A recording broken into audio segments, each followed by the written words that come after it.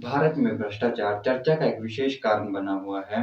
हाल ही में transparency international ने अपनी रिपोर्ट पेश की है, जिसके अनुसार भारत का वैश्विक भ्रष्टाचार सूचकांक में जो स्थान है, वो 180 देशों में से 86वें स्थान से 85वें स्थान पर आ पहुंचा है, जबकि इसका जो स्कोर है वो 40 है।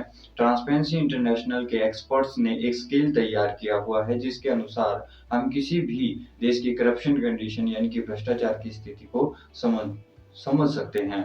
यानी कि हालांकि इस रिपोर्ट को आसानी से समझने के लिए हम ये जान लेते हैं कि भ्रष्टाचार आखिर होता क्या है। हालांकि इसकी आवश्यकता तो नहीं, परंतु आसानी के लिए हम इसे जान लेते हैं। भ्रष्टाचार जो है वो एक ऐसा आपराधिक अपराध है जो समाज के नैतिक मूल्यों को ताक पर रखकर किया जाता है। यानी कि कोई भी व्यक्ति अपनी स्वार्थ सिद्धि के लिए समाज के नैतिक मूल्यों को ताक पर रखकर ऐसे कार्य करता है। यानी कि अगर किसी व्यक्ति को निर्णय लेने का अधिकार दिया जाता है, तो वह जो निर्णय है किसी एक या दूसरे पक्ष में ले सकता है, जो कि उसका विवेकाधिकार है, जो कि लोकतंत्र का लक्षण भी है। परंतु ये विवेकाधिकार वस्तुपरक न होकर अपने किसी स्वार्थ सिद्धि, लोभ, लालच या आर्थिक लाभ के कारण या फिर किसी भी कारणवश गलत लिया जाता हो, तो ये भ्रष्टाचार कहलाएगा। जैसा कि नाम से ही सिद्ध होता है, भ्रष्ट यानी कि बुरा, आचार यानी कि आचरण, ऐसा आचरण जो किसी प्रकार से भ्रष्ट या बुरा हो। हालांकि ऐसे अगर ऐसे देशों के नाम देखें जो अधिक आबादी के होने के बावजूद जिनका जो स्कोर है वो चिंताजनक है। भारत जैसे भारत का जो स्कोर है वो 40 है, यानी कि 40 है, जबकि चाइना का जो स्कोर है 45 यानी कि 45 है, जबकि इंडोनेशिया का 38 यानी कि 38 है, और पाकिस्तान का 28 यानी कि 28 है, और बांग्लादेश का जो स्कोर है 26 है। वोस्टोक ने कहा, सूचकांक के अनुसार भारत की जो रैंक है 2020-21 82 थी से बढ़कर अब 85 हो गई है। हालांकि भूटान को छोड़कर भारत के सभी पड़ोसी देश इससे नीचे हैं। भारत के मामले में विशेष रूप से चिंताजनक बताते हुए मंगलवार को ये रिपोर्ट में कहा गया कि पिछले एक दशक से भारत का जो स्कोर है वो स्थिर बना हुआ है, लेकिन कुछ ऐसे तंत्र जो भ्रष्टाचार में शासन करने में मदद कर सकते हैं, अब कमजोर पड़ रहे हैं।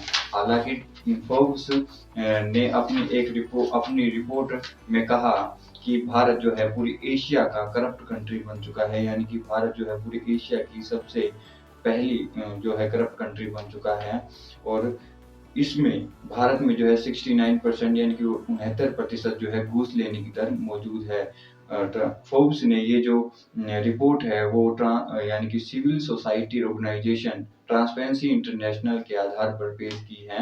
उन्होंने कहा कि भारत जो है पूरे एशिया में पहले स्थान पर है, यानी कि पहली सबसे बड़ी करप्ट कंट्री बन चुका है। जबकि दूसरे पे वियतनाम, तीसरे पे थाईलैंड, चौथे पे पाकिस्तान, जबकि पांचवें पे म्यांमार है।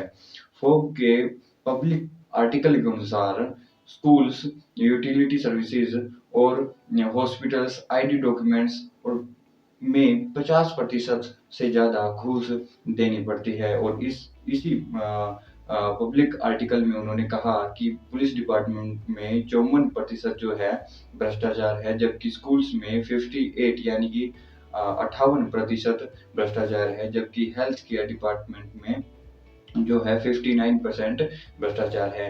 ये जो रिपोर्ट है वो 18 महीने 16 देशों में 20,000 से ज्यादा लोगों के साथ बातचीत करने के बाद तैयार की गई थी।